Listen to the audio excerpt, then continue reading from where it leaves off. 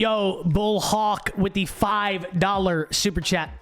Z, any tips for winning more up close gun fights? Make sure you're using a little bit of a lower sense. If you play on a controller instead of something that's made for obviously a desk job for writing emails, all that good stuff, who needs all those buttons? First and foremost, let me applaud you for being an absolute legend. But here's the thing. If you want to get the most out of that bad boy, then I need you to take a second to break out the notepad and get ready to jot down these settings I'm about to give you for Warzone. Let's start out with the meat and potatoes of the controller. The sensitivity. Should you play high sense? Should you play low sense, medium sense? Where's the best place to play? If you look at most high-level Warzone players and a lot of CDL players, I can almost guarantee you that they will tell you to stick between around anywhere from 6 all the way up to about 10 sensitivity. I wouldn't really go much higher than that. Obviously, do what feels comfortable for you. You can find success at high sensitivities. I used to play higher sense. It's only a slight adjustment, but go ahead and drop your ADS sensitivity multiplier from 1.0, which is the default, down to 9.0. It's just a slight difference, but it's just gonna make things feel a little bit snappier. And I want you to go over to your aim response curve, and I want you to set that bad boy to dynamic. Follow that up with your aim assist type being set to default, and the aiming settings are now locked in.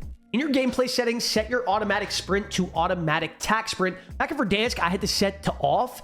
And let me just tell you that after very, very long sessions, you're going to destroy that thumbstick and your thumb itself. It just does not feel good. Aside from saving your thumb from aching after mashing that thumbstick all day, it's also just going to help with your fluidity of movement. Right under that, you want to turn on slide maintaining sprint for the obvious reason that it literally says that when you slide, you will maintain the sprint afterwards. You want that on. It's obvious. So that you don't accidentally get yourself stuck in gunfights by hanging on a ledge or like jumping and you automatically mantle when you don't want to. Turn grounded mantle to off, automatic airborne mantle off, and automatic ground mantle / hang off. For the smoothest possible movement and basically Verdansk style slide canceling, you need to make sure that slide / dive behavior is set to slide only. You do not need to dive in this game, and you really do want it set to slide only, and because there is a slight delay in your slide canceling if you have this set to any other setting. Set your interact / reload behavior to prioritizing the interact.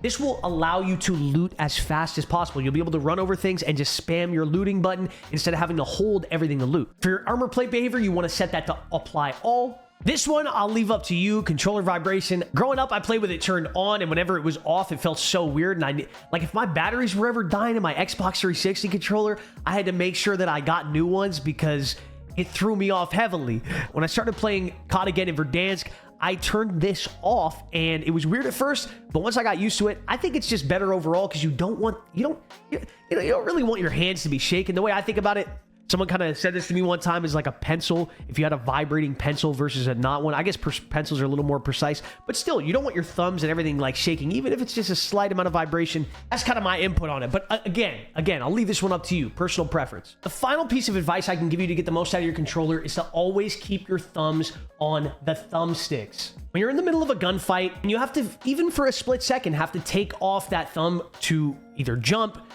reapply a plate, crouch, prone, reload, whatever it may be. It may seem like a very slight disadvantage, but every advantage counts. Being able to keep your thumbs on the thumbsticks is a very, very important thing to keep in mind, and you can do that in one of two ways.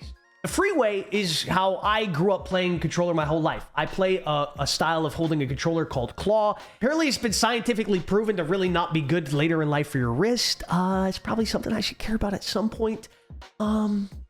But I've played like this my whole life, and I'm very, very used to it. Now, I tell most people in my streams that, you can try this out as well for yourself. If you want to try to get your thumbs on the thumbsticks, it's a completely free way to do that. But most of the time, I'll have people come back and tell me that it was just too hard on their wrist, or it was very uncomfortable trying to holding your hand this way. And that's just because you're so used to holding it the way you do.